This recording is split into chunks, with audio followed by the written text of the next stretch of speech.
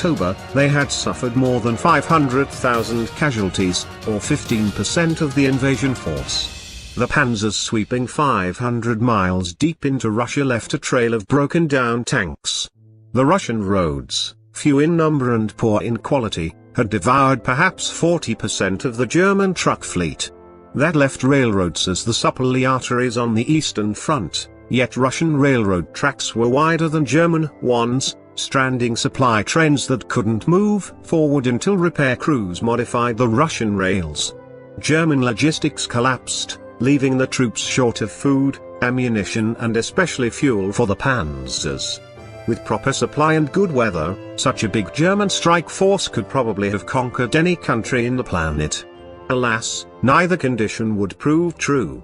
The initial phase of Typhoon went according to plan, with 4 Soviet armies and more than 500,000 Soviet soldiers killed or captured at Vyazma alone. But then rain and melting snow fell in early October, bringing the muddy season that turned the Russian landscape into such a quagmire that vehicles sank to their axles. They had to be hauled out by teams of sweating soldiers whose boots also disappeared into the glutinous morass. Not only couldn't the combat troops advance, but neither could the supply trucks. Meanwhile, Soviet counterattack after Soviet counterattack, even if repelled, left German forces battered and exhausted. Also unpleasant were the Soviet T-34 tanks. More heavily armed and armored than their Teutonic counterparts, the Germans gasped in dismay as their anti-tanks weapons bounced off the T-34's thick hide. To make matters worse, the T-34 had wide tracks, which gave it better maneuverability in the mud. By the beginning of December, the thermometer had dropped to 45 degrees below 0 Fahrenheit. It's not true that the Germans were unaware of the Russian winter. But with limited supply capacity, priority was given to fuel and ammunition. Besides, who needs winter clothing if Moscow was supposed to be captured before general winter struck? Instead, it was the Soviets who struck. When the counteroffensive began on December 5th, the Soviet armies punched through an enemy more scarecrow than human. German weapons were frozen, German soldiers were frozen, and sometimes the soldiers froze to the weapons.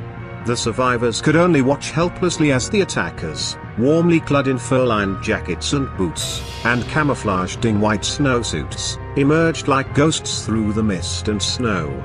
Now came one of those decision points that occur in every major battle. Some of Hitler's generals wanted to retreat to a line far from Moscow. But Hitler feared that a retreat would disintegrate into a panic-stricken rout that would bring the Red Army to the gates of Germany. He ordered his troops to hold their positions to the last man, a hedgehog defense of strong points that would be defended even when surrounded. However, it was Hitler's gamble that proved fatal. 1941 and 1942 would be the last years that the Germans had the luxury of waging a one-front war. After that, the Americans and British would open second fronts with amphibious landings in Europe and around-the-clock bombing over the Third Reich. If Hitler was to win, it had to be before the Anglo-Americans mustered their strength, and before the Soviets reorganized their armies and harnessed their vast industrial potential.